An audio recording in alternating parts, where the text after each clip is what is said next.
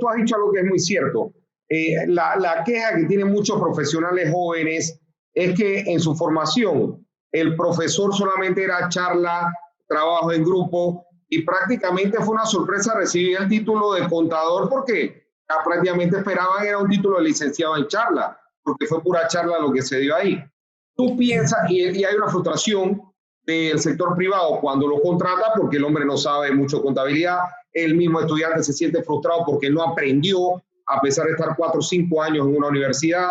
Nosotros en la firma tenemos que formarlo. ¿Tú piensas que llegó el momento para que esta ley incluya algo parecido a un examen para poder practicar como contador? ¿O tú piensas que sería revictimizar a la víctima, que al final el estudiante fue la víctima, vuelve y lo victimiza poniéndole un examen para poder practicar? ¿Qué tú pensarías de poner un examen para practicar la contabilidad? Ok, partamos de que hay dos cosas. Uno es hacer contabilidad y otro hacer auditoría. En muchos países, por ejemplo, hay contador público, contador y contador público auditor. Hay dos tipos de licencias. En algunos países hay hasta 3 licencias.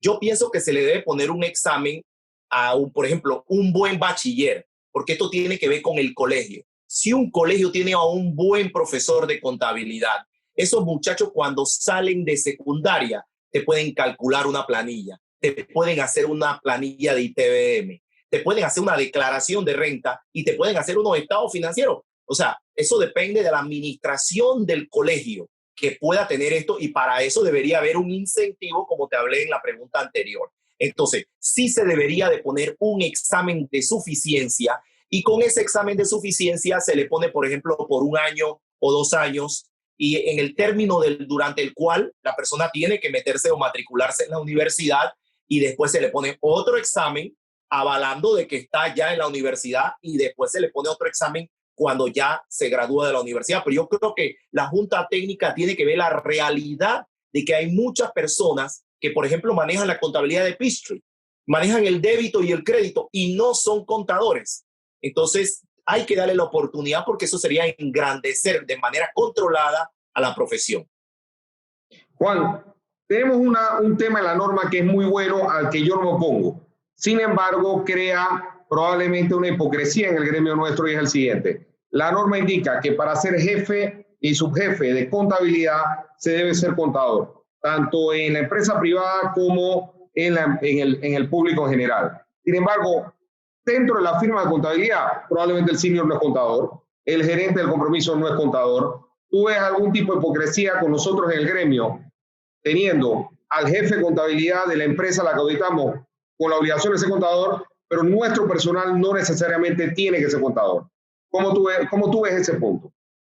Claro, allí de verdad que hay como un desfase, porque primeramente son dos cosas muy diferentes. Un contador de una empresa que te suple toda la información, que no es un contador público autorizado, no tiene idoneidad, pero por otro lado es un asistente de auditoría en una firma que está sometido, entre comillas, debería estar sometido a un proceso interno continuo de actualización.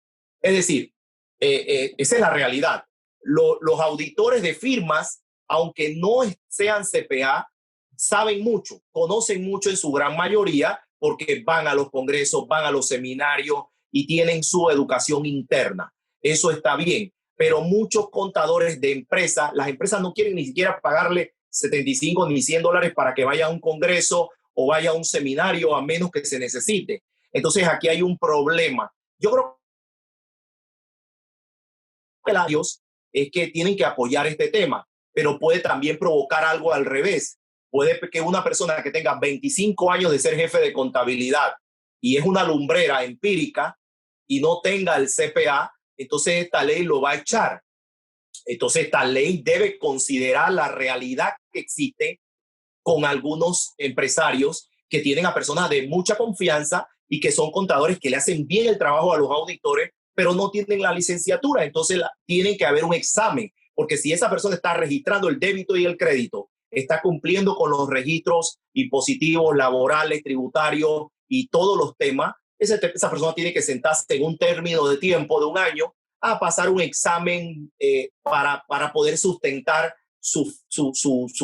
la posición que tenga. A mí me parece que aquí hay que poner una flexibilidad importante que sea consona con la realidad, porque si vamos a cambiar a todos los jefes de contabilidad de todas las empresas, vamos a tener un problema. Además que hay otra realidad, hablando de jefe de contabilidad y contadores en empresas, porque tenemos profesionales que salen de la universidad y conocen el tema y quieren pagarle salario mínimo los empresarios. Entonces, eso deprime a los contadores y no es justo. Uno de los éxitos que debería de tener esta ley es establecer esas tarifas y establecer esos salarios mínimos para los contadores en empresas. Por ejemplo, en el sur, tantos salarios mínimos o establecer un monto, porque no es posible que una persona con salida de licenciatura en contabilidad quieran pagarle 300 y 400 dólares, inclusive, como lo hemos vivido y sabemos que está pasando, y no es correcto. Así que la ley, lejos de buscar, hay que buscar un tema más allá. Tenemos que preparar esto para las generaciones. Nosotros estamos en nuestra parte ya final de productividad en la profesión, pero tenemos que preparar esto para toda una generación que viene y que sale del colegio y que inmediatamente puede llevar una contabilidad. Yo recuerdo que salíamos salíamos del colegio y ya estábamos haciendo contabilidad y auditoría en una firma. Increíble, estábamos bien preparados. Y en la universidad ya teníamos clientes y algunos, pues, recibiendo el CPA, ya estaban en posiciones gerenciales. Entonces tenemos que tratar de que esa experiencia que nos permitió a nosotros llegar donde estamos, permitir esa autopista a los muchachos que están estudiando y que se motiven a estudiar esta profesión, porque hay menos cada día interesados en estudiar contabilidad y auditoría por los cambios en las leyes, por la mala forma en que los pagan y por entonces a veces la calidad de vida muy, muy drástica al inicio. Muchas gracias, Juan. Te damos las gracias nuevamente. Tenemos otra cita pendiente más adelante para hablar de auditoría forense, pero te damos las gracias por este tiempo que has sacado para compartir con nosotros tu opinión sobre la nueva ley propuesta para modificar la ley del contador. Muchas gracias. A la orden.